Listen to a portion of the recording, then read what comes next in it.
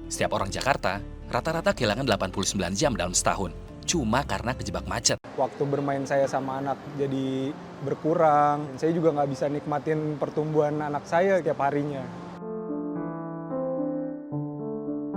Ini Dani, pria asal Depok, Jawa Barat yang sudah 10 tahun pulang pergi dari rumah menuju kantornya di Jakarta.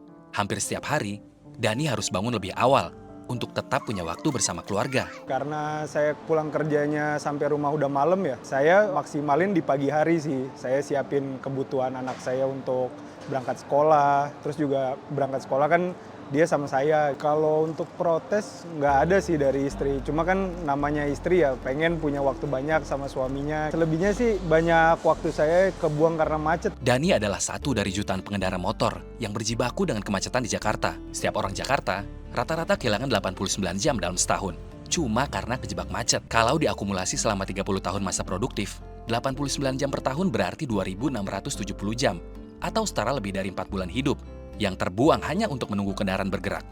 Terus juga saya di jalan jadi gampang emosi gitu kalau kena macet. Macet itu kaitannya dengan kehilangan sense of control, akhirnya jadi stres, bahkan anxiety. Itu bisa terjadi karena kendaraan yang tidak bergerak atau karena commuting time yang lama, ada kelelahan kognitif, kerja otak jadi lebih berat. Sehingga kalau misalkan stres itu bisa kita alihkan, misalkan ngobrol, ada teman perjalanan yang dia ngobrol, dengerin musik, podcast atau apapun gitu ya, itu salah satu langkah untuk mengalihkan kognitif kita. Sempat juga ngerasain macet di jalan hampir 5 jam. Mau pulang rencananya pengen ngobrol sama keluarga, pengen makan-makan bareng. Tapi malah nggak jadi karena udah kecapean di jalan. Waktu bertemu keluarga jadi berkurang.